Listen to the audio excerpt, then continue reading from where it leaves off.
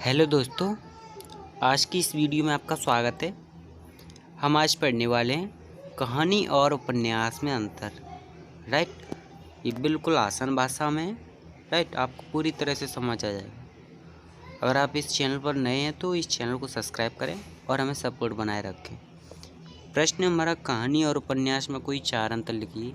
ये बोर्ड परीक्षा के लिए काफ़ी इम्पोर्टेंट प्रश्न है। राइट, चलिए इसमें उत्तर लिख लेते हैं अपन।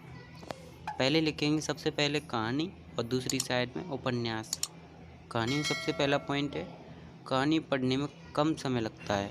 अपन ऐसे समझ सकते हैं कि कहानी जो होती है वो बहुत शॉर्ट होती है। जैसे किसी भी अपनी पाठ्य पुस्तक जैसे हिंदी में दी रहती हैं स्टोरी, राइट, उन्हें अपन एक पीरियड में लगभग पढ़ लेते हैं। और उपन्यास जो होता है वो काफ़ी बड़ा होता है। ऐसे समझ लो कि उपन्यास जो होता है जैसे पद्य साहित्य में जैसे बोलो महाकाव्य होता है ना, पद्य साहित्य में जैसे महाकाव्य होता है, काफ़ी बड़ा होता है वो। बस गद्य साहित्य में इसी तरह से उपन्यास होता है।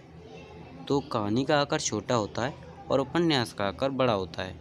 ये अपन शब्द सीमा के हिसाब से देख रहे हैं आकार। राइट, सेकंड ऑप्शन अपन देखेंगे, कहानी में पात्रों की संख्या कम होती है और उपन्यास में पात्रों की संख्या अधिक होती है। यानी कहानी होती है वो शॉर्ट होती है, तो उसमें जाहिर सी बात है कि शॉर्ट है स्टोरी, तो उसमें पात्रों की संख्या भी कम होगी, है ना। और उपन्यास वो संपूर्ण घटना पर आधारित होता है, तो उसमें उपन्यास में पात्रों की संख्या अधिक होती है। राइट, थर्ड ऑप्शन है अपना, कहानी का आकार सीमित होता है, उपन्यास का आकार विस्तृत होता है।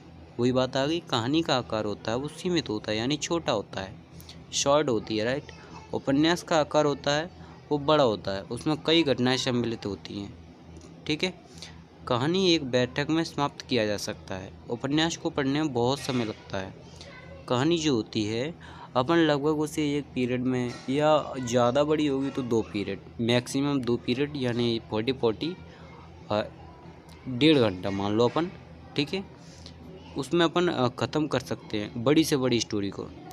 लेकिन उपन्यास जो होता है वो काफ़ी बड़ा होता है, उसे पढ़ने में कम से कम, अभी मैंने तो पढ़ा नहीं है, ठीक है, महाकाव्य की तरह होता है वो, तो मैं बता भी नहीं सकता कितने दिन लगेंगे, लेकिन उसमें बहुत टाइम लगता है। राइट, तो ये हो गया अपना कहानी और उपन्यास में अंतर।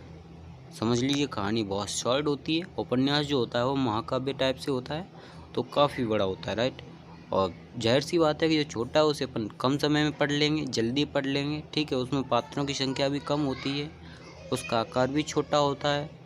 ठीक है, उपन्यास में जस्ट इसका उल्टा, उपन्यास बड़ा होता है तो उसे पढ़ने में टाइम लगेगा, पात्रों की संख्या भी अधिक होती है और उसका आकार भी विस्तृत होता है। राइट, और पढ़ने में टाइम लगता ही है। ओके, समझ आ गया। वीडियो अच्छी लगी हो तो लाइक कर देना and share, subscribe my channel. Bye bye, take care, मिलेंगे अगली वीडियो में।